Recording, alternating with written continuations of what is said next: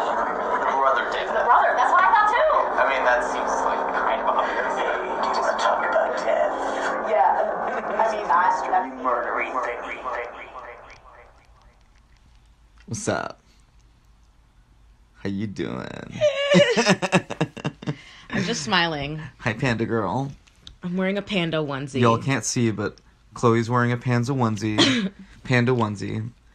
And, you know, I'm just, like, wearing my nightshirt. It's pretty relaxed here. Yeah, Mario's nightshirt is, like, blue and white striped pajamas, and he has, like, one of those sleeper caps.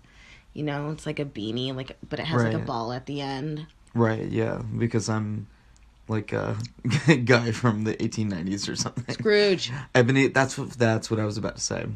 I do love... What kind of name is Ebenezer? Whose idea was that? I believe it's a biblical name. Oh. And I was going to say that I love the Muppet Christmas Carol. That's what that immediately reminds me of. We know. There goes Mr. Humbug. There goes Mr. Grit. Whatever it is. I love it. It's got so many good songs. The love we shared. The love we shared. What is this? What are we doing? We're doing a podcast. What's it called? Mystery Murdery Thingy. Not Murdery Mystery Thingy. Mystery Murdery Thingy. I feel like at first we said, like... They were, like, essentially interchangeable. Mystery deathy things or something. Oh, like at the very, very beginning. Yeah. Yeah. Chloe's kind of sick, so she's going to be coughing throughout, just so you know. Sorry. Don't apologize for being sick. Well, just getting over being sick, I guess. Yeah. This is the podcast. This is a podcast. Mario calls it the pod. The pod. This is the pod where we talk about... What do we talk mysteries. about? And murderies. And thingies. Yay. Good job. Five. Good job. Yay. Yeah. We're doing I'm seriously it. excited. I'm excited. Yeah. Okay. Episode 38. Woo! So yeah. Good number. Yeah, definitely. So like I'm getting back to some more murdery things, you know. What's a good amount of 38 of something?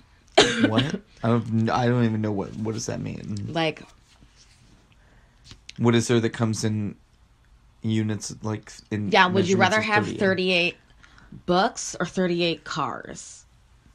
I'd rather have 38 books, because 38 cars would get kind of unwieldy. I'm not fucking Jay Leno, you know? I don't need, like, a fleet of cars. Isn't there, like, a TV show of Jay Leno just, like, walking around Jay Leno's fucking... Maybe there's an episode of Cribs. Top Gear? Cribs? Top Gear. Lifestyles of the rich and famous. That one. Yeah. That's We're watching... watching... What it is. Investigator, a British crime story. Right. Really, really good. Highly recommend. Yep. And they're mysteries. Yeah. I think. What? Yeah, they're mysteries. At least the first one was. Okay, we're moving on. Yeah. Are you gonna go first or second? I'll go first. Okay. I already have mine pulled up, so I'll just go first. So I'm doing like a pretty classic, like serial killer. I'm doing the Axeman of New Orleans. Really, you know, gruesome, very murdery. Oh. More axe murder. Yeah. It's, Why? Why do people do this? Yeah, that's a good question. We could talk about that for a while. This was a little bit before, you know, because this happened in 1918, so they weren't exactly thinking about that yet. A little bit, but, you know, they didn't have, like, the whole, you know, profiling and stuff like that. But anyway, so on May 22nd, 1918, someone went up to the, you know, back door of a house in New Orleans and chiseled out one of the panels on the back door. Ooh. Slipped in through this little opening that they'd created. Spy shit. Like, exactly. CIA action movie crap. Right. And this is like part of the MO of the Axeman of New Orleans murders. Like, he always does this pretty much. What if you were sitting and then, like, a knife, like, just came through that wall and started, like, sawing? Be pretty fucked up. Probably start fucking freaking out. That's what the bat's for. Exactly. That's you're like Jalen Rose. You got the bat. You got it ready. You know. Should I add nails to it? Nah, it's a metal bat. What are you in like the fucking what is that, barbed Mad wire. Max? Are you in Mad Max now? No, it's The Walking Dead. And the person who wields it is the same actor that plays Sam and Dean's dad in Supernatural. Oh, right. Boom, boom, right. boom. Exactly, yeah. I think it's a wooden bat wrapped with barbed wire. Good for him. Which is pretty gruesome. Yeah, good for him. Ooh. Yeah. This does not, my story does not involve any bats with barbed wire wrapped around them. Sorry. Do you think weapons could be mysterious? There could be like a mysterious weapon, sure. I suppose so. So anyway, May 22nd, 1918, this guy, slips in through this hole in the back door and comes up to Joseph and Catherine Maggio, who live there, while they're sleeping, slits their throats with a straight razor, Ooh. and then bashes their head in with an axe. Why after death? That's the question, right? I was going to say maybe to try to hide evidence. That's what was one theory that I read. Or maybe just because he's a fucking maniac and he's, like... With axe murders, it almost seems like overkill is the norm, right? Yes. I mean, that's sort of the whole point of doing an axe having murder. an axe in the first place. Yeah, I mean...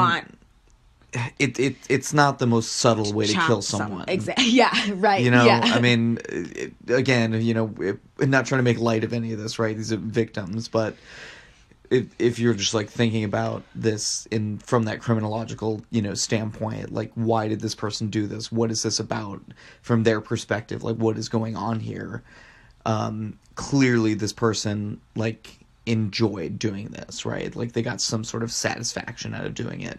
I think that's almost a necessary part of axe murder, that it's like it's very personal. You're very connected to the act, when you're doing it.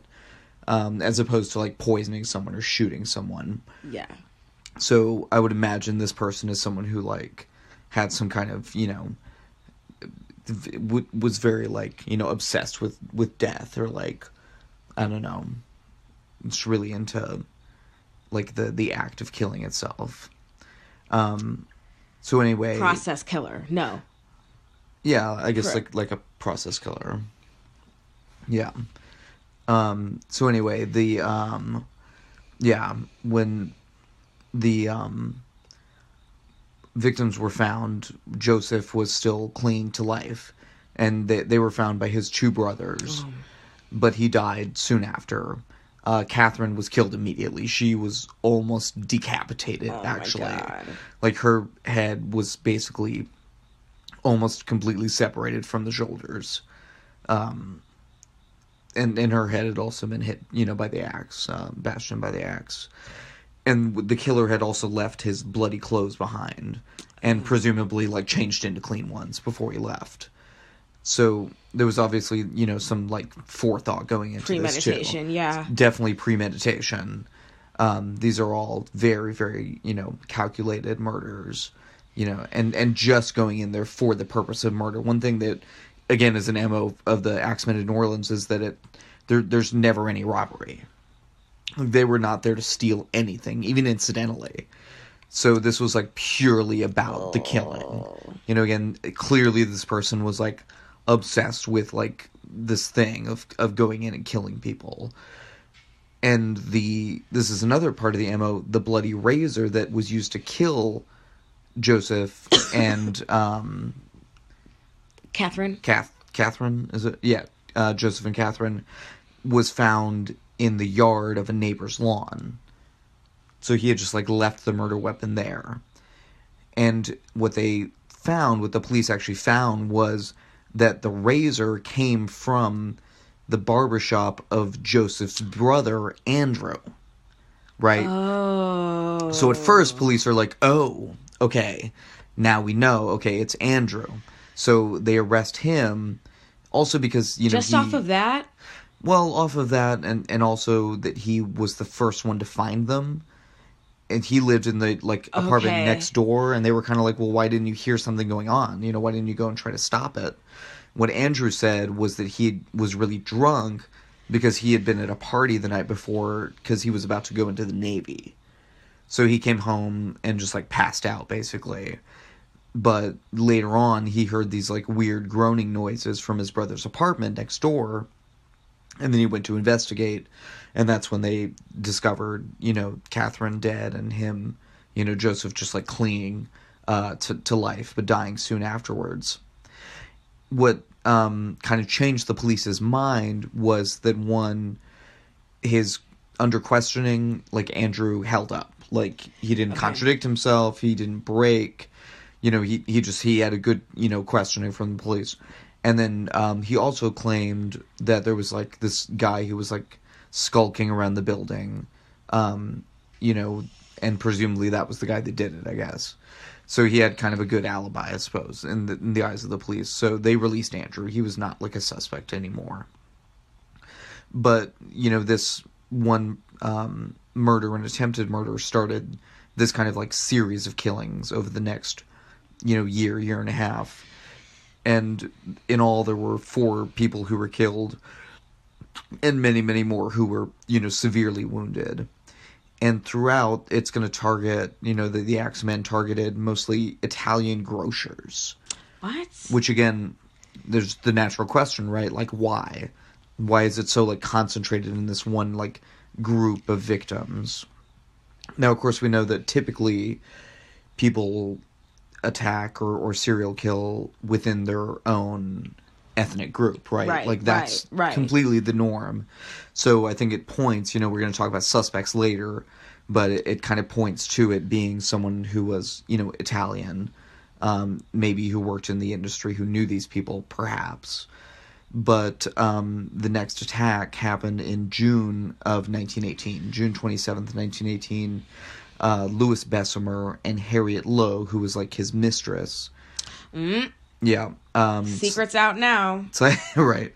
I think they were, like, living openly together, but it wasn't, like, acknowledged that they weren't, like, married, which, like, came out later. So anyway, they were, again, sleeping when they were attacked by the Axeman.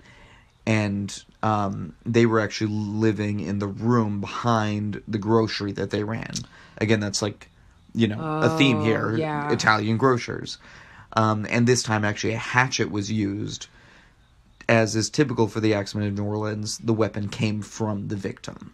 So What's it was the there difference at the between house. an axe and a hatchet? I don't remember. Is it A one? hatchet is smaller.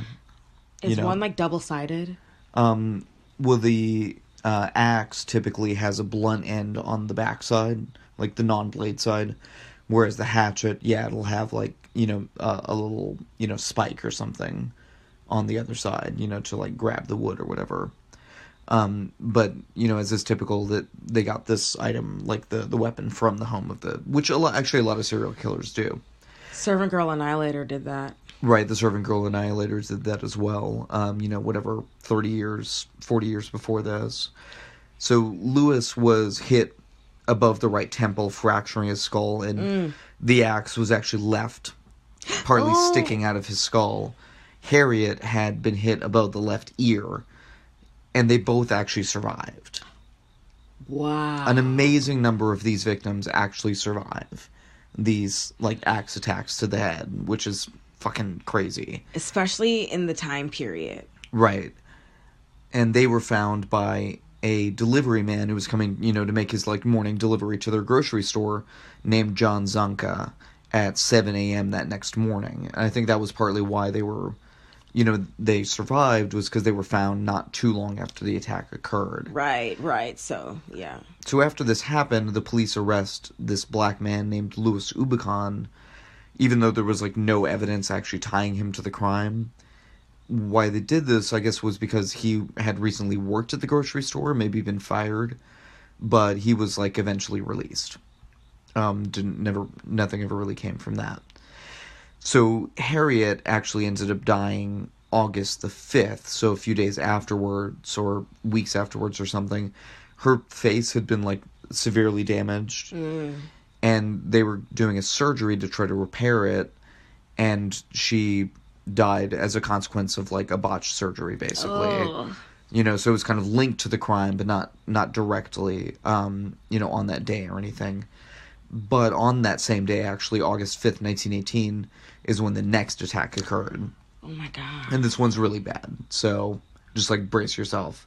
Anna Schneider, who at the time was 28 and 8 months pregnant, Oh no. was attacked.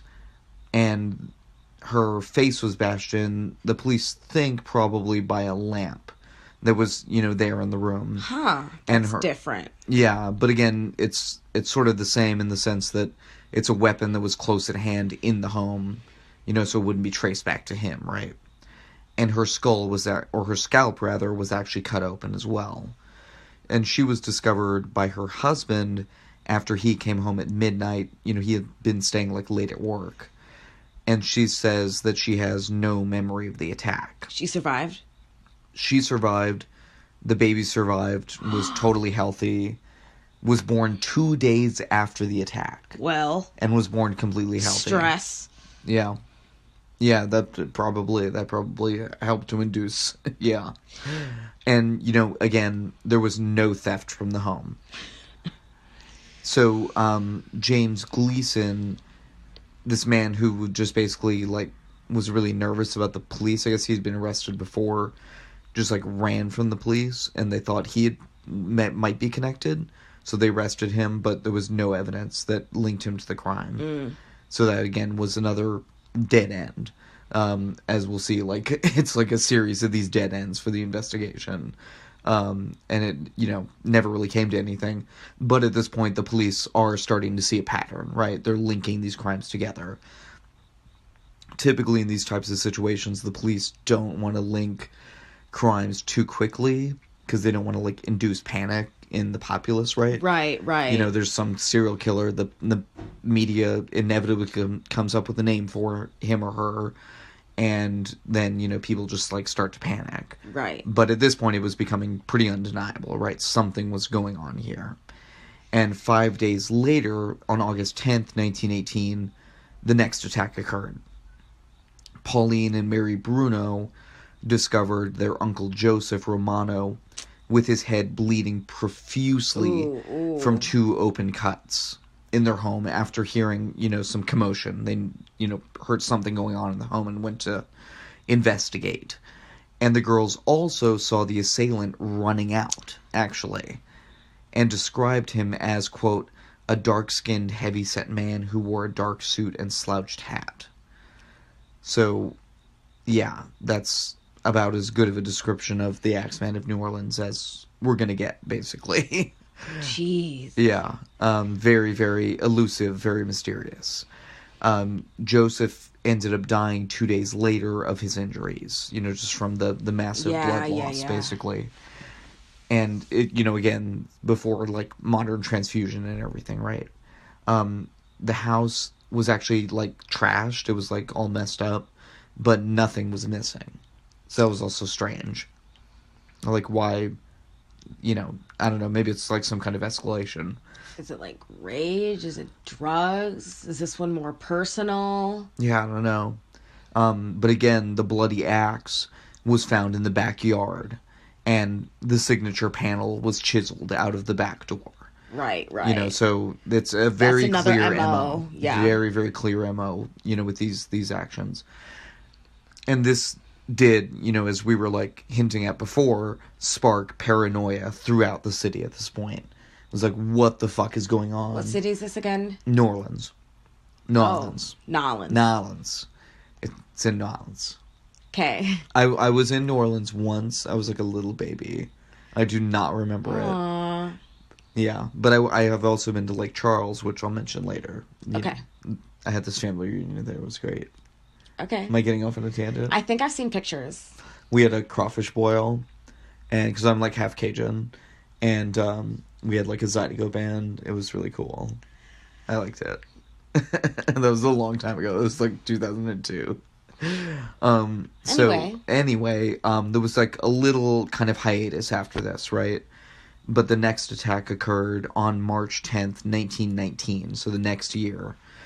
And this time, Charles Cormelia and his wife Rosie, and unfortunately their young daughter, who was only 2 at the time, Mary, were all attacked.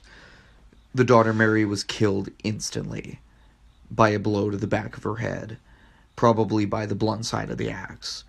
Charles, when they were found, was laid out bleeding on the floor, and Rosie had a serious head wound and was actually carrying the dead child, Mary, in her arms. No. Yeah.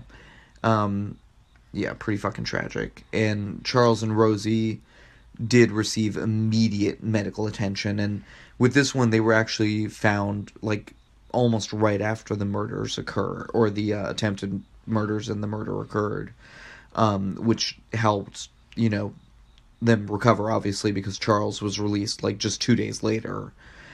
And as with, and Rosie ended up regaining consciousness, and actually said a bunch of, like, really weird stuff. Like, she blamed their neighbor, Orlando, and his son, Frank, for the attack. But it just, like, didn't make sense, because, like, the dad was too old to do it, and the son was, like, really big, so there's no way he could have fit through, like, the panel that had been chiseled out, like we were talking about before. It's, like, small, just a little small opening. And, her testimony was actually also contradicted by her husband, Charles, who was like, no, that's not what happened.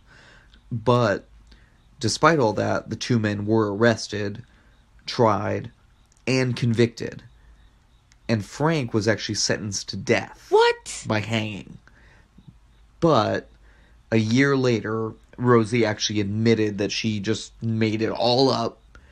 It was just all out of spite, I guess. Whatever the fuck that means. And they were released. So they they spent a year in jail. Like, Frank thought he was going to be fucking hanged for something he didn't do. That's fucked up. Just because this woman was like, oh yeah, I'll just make the... Yeah, I don't know. She said a bunch of weird shit after it. I don't know why. Apparently she was kind of crazy.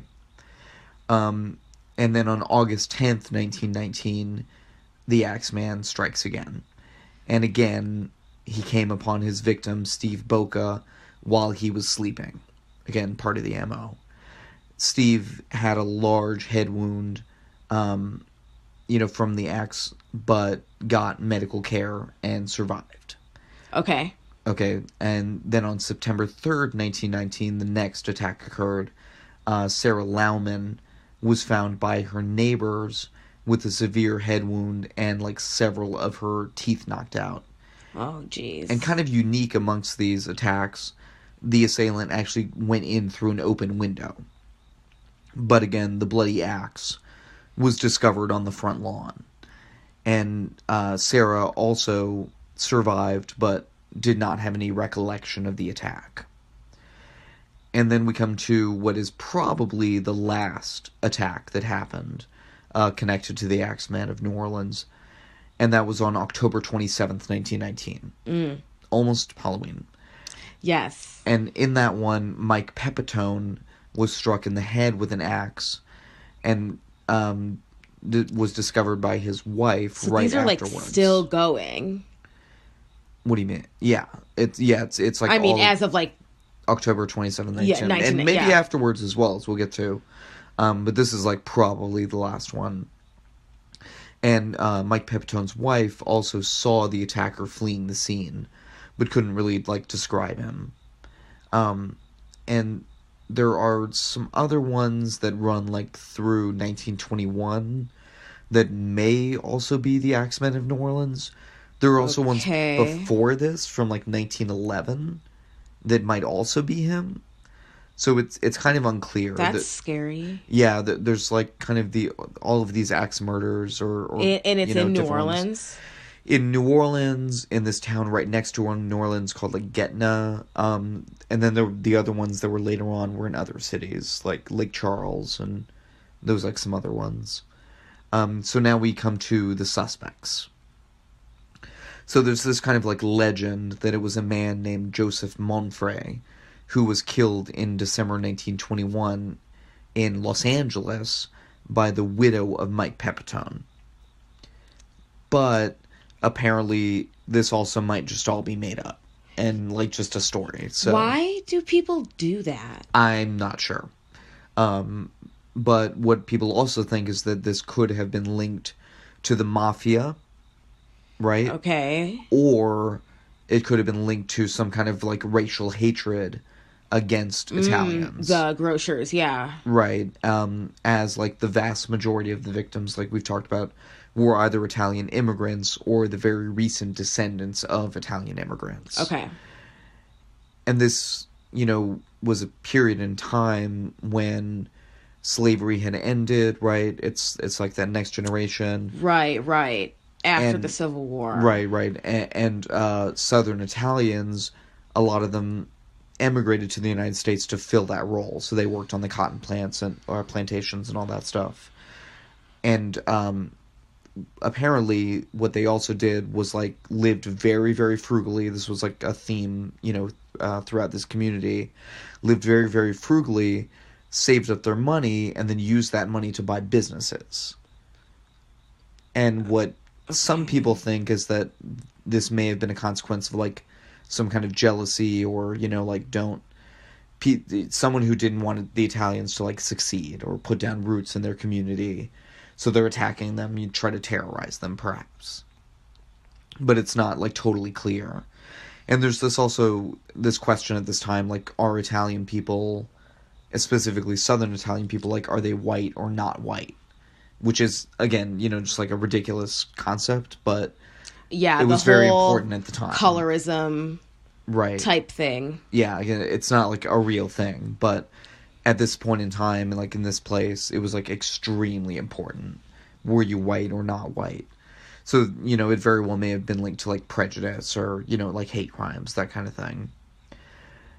And there's also a scholar named Richard Warner who believes that it might have been this man named Frank Doc Mumfrey who would use the alias Leon Joseph Monfrey. And so I guess he looked into it. He thinks that's probably who it was. Why? There wasn't really that much Because info. he's a scholar. Yeah, he looked into it. His name's Richard Warner, so ask him, I guess. Yeah, my sources didn't have too much more than that on it. But, you know, again, we don't know. No one will probably ever know who the Axeman of New Orleans was. But certainly very psychotic person, a very deranged, it seems, you know, person who would do all of these axe murders. There was also this letter, you know, as we'll, you know, see later on in history, right? There's, like, these, like, with the Zodiac Killer and stuff, and Son of Sam, and actually a lot of these serial killers, it gets, like, really sensationalized in the press, and then there's, like, these letters, right? And it's never clear whether they're real or not. Most of them are probably not. This one certainly is probably fake. But it's kind of, like, fun, because it doesn't involve any death either. So this Axeman letter, it's like from hell. It's like the Axeman is like this, like, hellish, like, demon who's, like, writing to the mortals of Earth and tells them, I will take, you know, another life at this certain time on this certain date unless you're all playing jazz, because I love jazz. Yeah. So there was this particular night where, you know, he was like, you know, I've said heard of that. It's shown up in popular culture. Maybe it was a times. Criminal Minds episode. It could be. Yeah, the Axeman of New Orleans is very much been a kind of recurrent story in popular culture, especially over the last, like, few decades. I think it's like gotten more popular for some reason. So on that night, you know, everyone was playing jazz. No one got killed. So that's good. So yeah, that's my take on the Axeman of New Orleans. Of Nolans. And my sources were, of course, Wikipedia. Woot woot. Yes. Also Seth Ferranti at Vice, Miriam Davis at Smithsonian Magazine, and Amanda Sedlak-Heavener at Ranker. Yes. Good job, Silva. Thank you. Thank you very much. It's my turn. Yay, Chloe's turn. I like taking turns. You're weird. Yeah, I know, right? Okay. So... oh my gosh. What? I just think it's funny that it says, I wasn't even looking, never mind. I wrote like a script this time. Yep. So, oh, frick, I already fucked it up. I'm talking about the disappearance of Amy Lynn Bradley. So, it starts, let's talk about March of 1998. There was a Royal Caribbean cruise liner called Rhapsody of the Seas, and it set sail straight out of Florida. So, after leaving Curacao, the ship goes to St. Martin, and from St. Martin to St. Thomas, and St. Thomas is east of San Juan, which is just outside the Dominican Republic. Amy Lynn Bradley is 23. She's from Richmond, Virginia, and she got on one of these cruises. At this time, she had recently graduated college. She was just about to start her first job. And so they all went on vacation. Her mom, her father, Iva and Ron Bradley, along with her son, Brad Bradley. For real. Brad Bradley? Yes. Okay. Yes. Accept it. It's not great. It's okay. Okay, so basically what happens, she went missing on March 24th, 1998. So a day after they, like, set sail. At approximately 6 a.m. that morning. And the last time she was seen was an hour before that at 5, sleeping on the balcony of the cabin that she shared with her family. So, according to the New York Times article, Brad and Amy had been dancing at the disco. According to the door, okay, so they all have, like, key cards, and the key cards records, like, the time when it's swiped and stuff. Right. So, according to that thingy, it said that Brad had returned at 3:35 and Amy had returned 5 minutes later.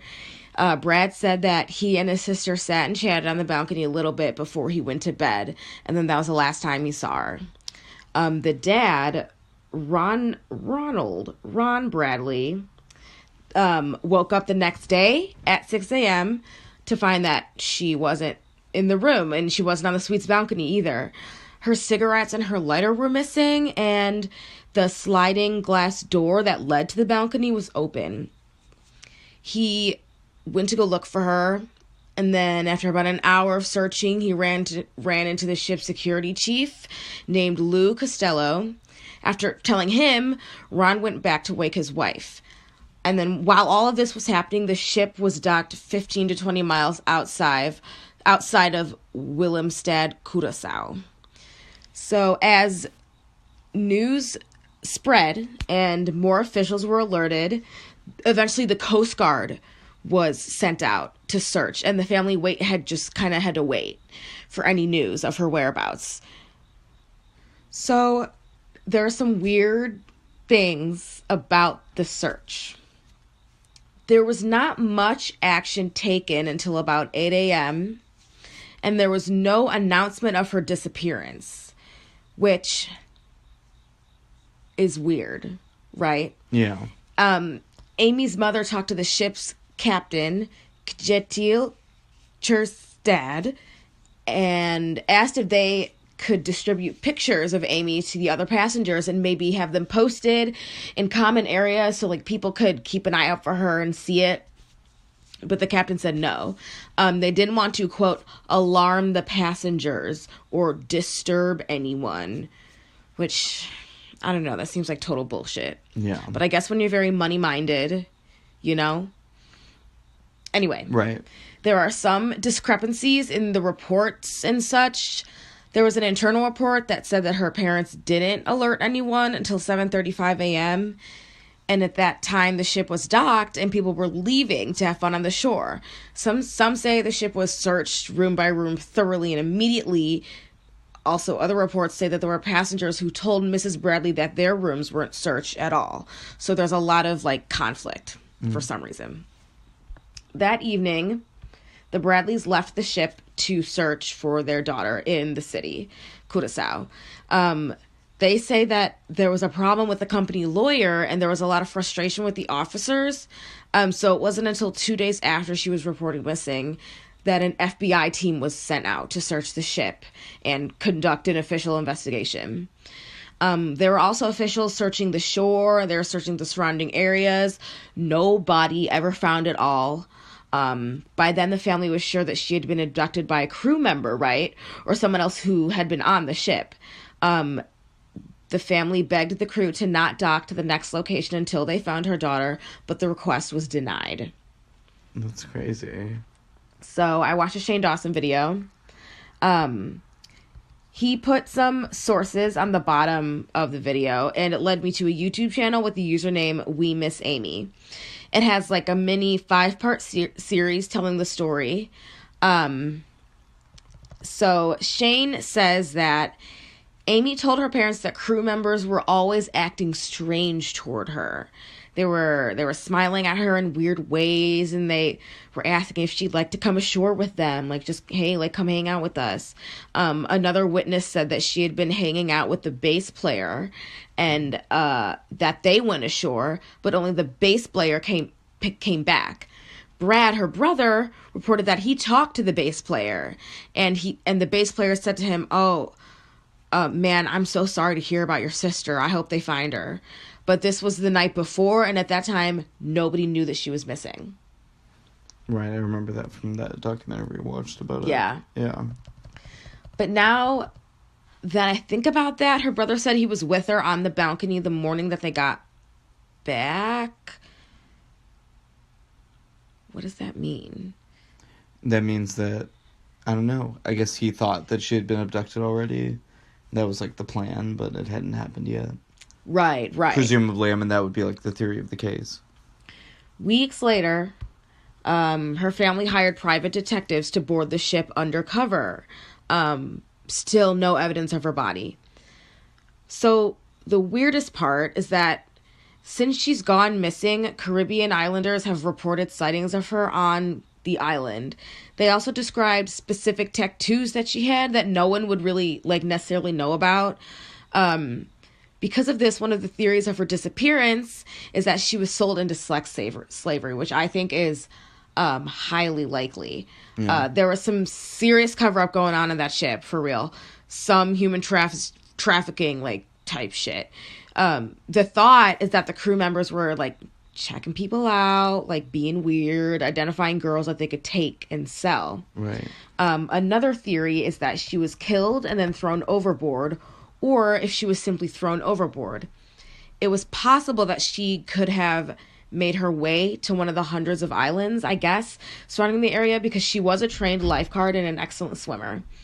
The thing is that this isn't rare.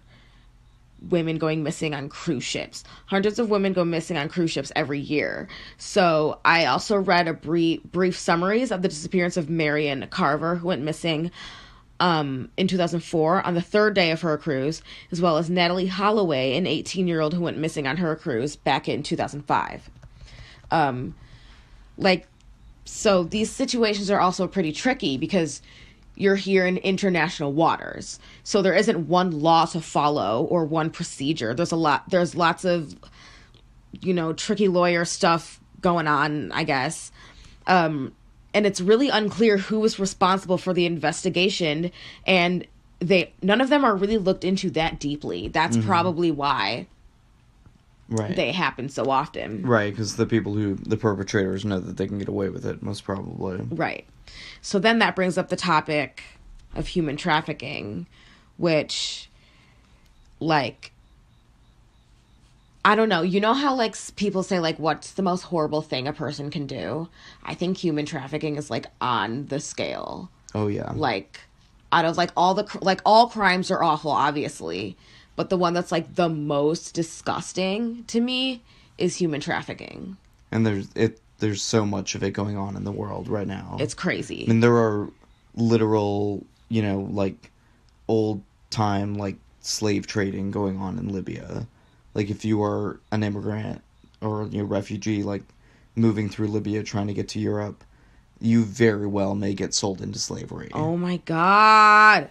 Yeah, I was hearing a specific, like, NPR story about it just the other day. This guy, he escaped because, like, he got bought, and then his, like, master or whatever, owner, like, brought him to town, and he was talking with this other guy, and the other guy was like, hey, like, I'll drive you away, like, right now.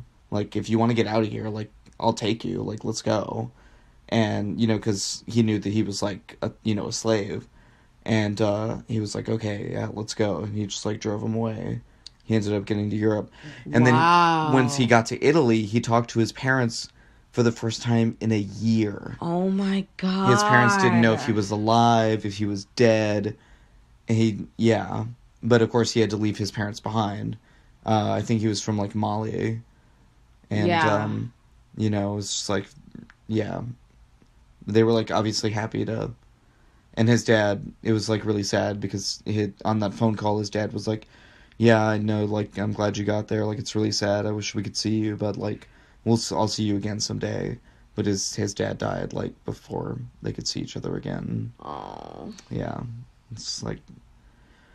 Yeah, very tragic, but... Like you're saying, that it's, like, a worldwide problem in so many different, like, aspects of life. I mean, you don't necessarily think about that being tied to cruise ships, but... Yeah, that's why I found definitely this story more, so interesting. Yeah, it's more common than I would have thought it would be. So I used Wikipedia. I used a New York Times article by Douglas France. There's currently a $220,000 reward for her safe return. It's quite possible she's still alive and just trapped. There was also a picture of her that, like, surfaced, and they think it's her, of a woman, like, laying on a bed, and it's, like, a very, like, provocative picture, and it looked like she was modeling for someone. Yeah. And they're, like, pretty sure it's her. Oh, yeah, I've seen that before. Yeah, I'll post these on the gram. It definitely looks like her. Yeah, it really does, which is scary. Mm-hmm. But yeah, that's... Yeah, very mysterious. Very, very mysterious. Well, thanks so much for listening, you guys. This is, Do you have weird shit in the news? Yeah, I can talk about that one. The one that I was mentioning earlier. Okay, so I think I read, like, half this article. Wait, we gotta do the thing. Oh, yeah. We're gonna do some weird shit in the news. Weird shit in the news. Whoop. What? Weird. Cool. Routine. Right. This is our one segment. Yay. So it's a story from CNN. Has China's most famous actress been disappeared by the Communist Party? So, obviously, things are very strange in China right now. I guess, from our perspective, they always have been. But especially in terms of, like, government control, right? So, this actress, let's see what her name is. She's, like, one of the most famous actresses in China. Her name is Fan Bingbing. And she was actually in, like, an X-Men movie, too. Yeah, there's, like, pictures of her with, like, Will Smith and, like, Hugh Jackman. And she's, like, a huge, awesome. like, legit A-list star. But she is, like, just disappeared. Like, the last time that she was seen was on September 6th. When she was doing, like, some event. And, oh, no, sorry, since early June. That was the last time she was seen in early June. And the, I guess authorities have, like, arrested her or something for being, like, subversive. She, like... What? Speaks out against, you know, like, Chinese abuses, and she just doesn't, like, do the thing you're supposed to do, where you just support the government, you know, like, wholeheartedly, and, like, you know, you're supposed to be, like, in line, you know, the Communist Party. It's all about, like... It's not about the individual, right? It's about the collective. If you're not part of that collective, then you're against it, and therefore you're an enemy of the state, and therefore, you know, you deserve to be, like, re-educated or whatever. You know, I mean, we talked about, like, the re-education camps in, you know, in Xinjiang, whatever, with the Rohingya, right? I mean, it's like going on all over the country. But also in September, there was, like, this report which was like really heavily promoted by the Chinese state, which ranked the country's stars by their level of social responsibility. Right? Huh? Basically what we're talking about, like how much they like suck up to the government, right? And Fawn was ranked dead last at a score of 0 out of 100. Whoa. Yeah, so apparently she is not socially responsible according to the Chinese state. But, you know, again, that means, you know, basically like calling them out on their bullshit, which is, you know, dangerous but necessary, I guess. And dangerous even if you're a huge A-list star, so pretty weird. And yeah, we'll kind of see where that one goes, I guess. Did you have anything? Yes. Okay. It's kind of ironic. So, the Inside Edition news crew van was broken into while they were reporting burglaries. What? Yeah. That's crazy. It says, Inside Edition news van broken into during report on San Francisco burglaries. So, oh my gosh. There's so many ads. What is all of this? What has happened to internet today? Can we fucking talk about all this bullshit? Ads everywhere. Ads in the middle of my 5-minute vlog or some shit. Oh my god, it drives me crazy. Anyway. It's true. Internet ads are a bit out of control. So it's a bait car, and the clip shows a couple breaking into the car, stealing a purse and a speaker that each contain GPS tracking devices. And then they aired the episode on Wednesday. So interesting. They put on up a bait car. I thought it was random, and it was like their like news van, like with the like cameras and shit. Right. It has a misleading headline. What? A misleading headline, a clickbaity article. The internet would never do that to me. Never. Damn you, internet. You've betrayed me. The You've broken my heart. The other one I was going to do was about a mariachi band. Oh, I heard about that. They're not a mariachi band. Right. They just dressed up as mariachi band members and killed 3 people. Exactly. In, of course, Mexico. Yes. And now, like, the problem is, if you're a mariachi band player, you don't want to go walk around looking like you do. Now that there's, like, somebody out there, that's so messed up. I know. It's like with my story last week where the Russian troops were dressing up as Red Cross and crossing the border into Ukraine, you know, allegedly. It's like, how fucked up is that? Now, if you're a mariachi band member, you have to think in the back of your head, like, is someone going to think that I'm some kind of, like, armed guy and then attack me? Yeah, you know, just, like, because they don't want to take the chance or something? Right. Or, yeah, if I make the wrong move, is someone going to, like, think that I'm actually going to pull out a gun? It's very, very strange. Unfortunate. Yep. I do like mariachi music, though. It's good. I know. It's good stuff. You grew up with it. I did grow up that with it. And something else. Tejano. The T. Yeah, Tejano music. That. I don't like that, though. Tejano music. Your dad likes it. Yeah, he likes it. It's got a lot of, like, accordion, because it's, like, that German influence in Mexico. Okay. It's like polka music, but, like, Hispanic polka music.